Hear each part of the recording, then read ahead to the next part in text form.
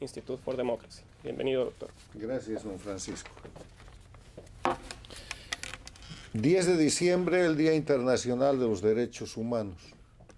que recuerda la adopción de la Declaración Universal de los Derechos Humanos que sucedió en esta misma fecha el año 1948. Después de la Segunda Guerra Mundial y como parte de lo que es la organización del sistema mundial en el marco de las Naciones Unidas.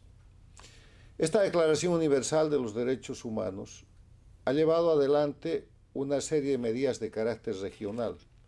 y en las Américas se ha suscrito el 22 de noviembre de 1969 la Convención Americana de los Derechos Humanos o Pacto de San José de Costa Rica. La Declaración Universal es eso, es una declaración, no es un tratado, pero tiene un valor moral universal. Pero la Convención Americana de Derechos Humanos es un tratado. Está firmado, está ratificado, es una norma vigente y obligatoria para todos los países de las Américas, desde Estados Unidos hasta la Argentina y Chile, todos los países. Y esta norma obligatoria, el Pacto de San José, la Convención Americana de Derechos Humanos, garantiza, entre otras cosas, reproduciendo los principios establecidos por la Declaración Universal de Derechos Humanos, garantiza el derecho a la vida en su artículo 4, el derecho a la integridad personal en su artículo 5, el artículo 7 garantiza el derecho a la libertad personal, el artículo 8 establece las garantías judiciales, el artículo 9 las garantías de legalidad y retroactividad,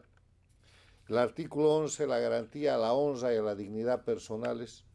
el artículo 17 la protección a la familia y el artículo 21 la protección a un derecho humano que es la propiedad privada. ¿Por qué la propiedad privada es un derecho humano? Porque sin propiedad privada no hay libertad.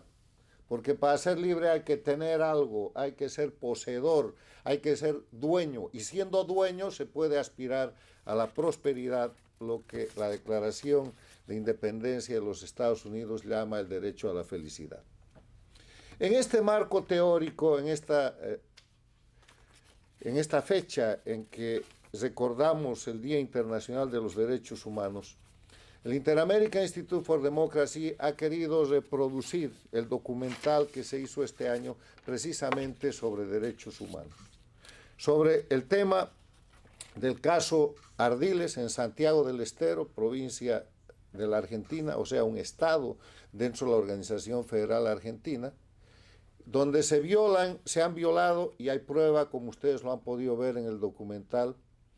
concluyente de la comisión de crímenes fundados en la violación de derechos humanos, que en el caso específico demuestran que para que el presidente del Tribunal Superior de Justicia, o sea, la autoridad judicial más importante de ese estado, de esa provincia federal que se llama Santiago del Estero, se apropie de unos terrenos que necesitaba para integrar o que quería para integrar una propiedad más grande, violó las leyes y violó todos estos derechos humanos que les he mencionado, desde el derecho de propiedad hasta el derecho a la vida, porque esta situación terminó con el fallecimiento de la principal víctima, que es el señor Ardiles. Ahí está el caso y vamos a insistir en este caso desde el Inter-American Institute for Democracy, pero no solamente en Santiago del Estero, donde todo está controlado y no es la única provincia, no es el único estado. Pasan cosas parecidas en Formosa, en Chaco, en Catamarca y en otras provincias argentinas. Vamos a insistir para que las autoridades federales, para que el gobierno del señor Milei, que es libertario, para que sus funcionarios, sus ministros, su sistema de derechos humanos y de defensa de la libertad de la que tanto se habla, tome cartas en el asunto, en este caso específico, en el que el ex embajador de los Estados Unidos en la Comisión de Derechos Humanos de las Naciones Unidas, que es hoy día el presidente del Comité de Derechos Humanos del Inter-American Institute for Democracy, el embajador Armando Valladares, y su equipo conformado por el doctor Feró y otros juristas, han de persistir viajando y presentando la documentación y reiterando este pedido que está pendiente ante las autoridades argentinas. Permítame concluir esta presentación diciendo que este tema, que hoy día lo vemos en la Argentina, es un hecho puntual de una situación que se ha expandido en el siglo XXI en todas las Américas. Esto no es un hecho casual. Lo que ha pasado, y el concepto es que el crimen ha suplantado la política en las Américas, es que grupos criminales se han apoderado del poder político, que los delincuentes han asumido poder en provincias, en estados, en instituciones, en países enteros, y suplantando la política han hecho de esos países, de esos estados, de esos territorios en diferentes dimensiones, zonas controladas por el crimen organizado. El siglo XXI lamentablemente ha consolidado como estados bajo control de la delincuencia organizada transnacional a Cuba, a Venezuela, a Bolivia, a Nicaragua, pasó por ahí el Ecuador con Correa,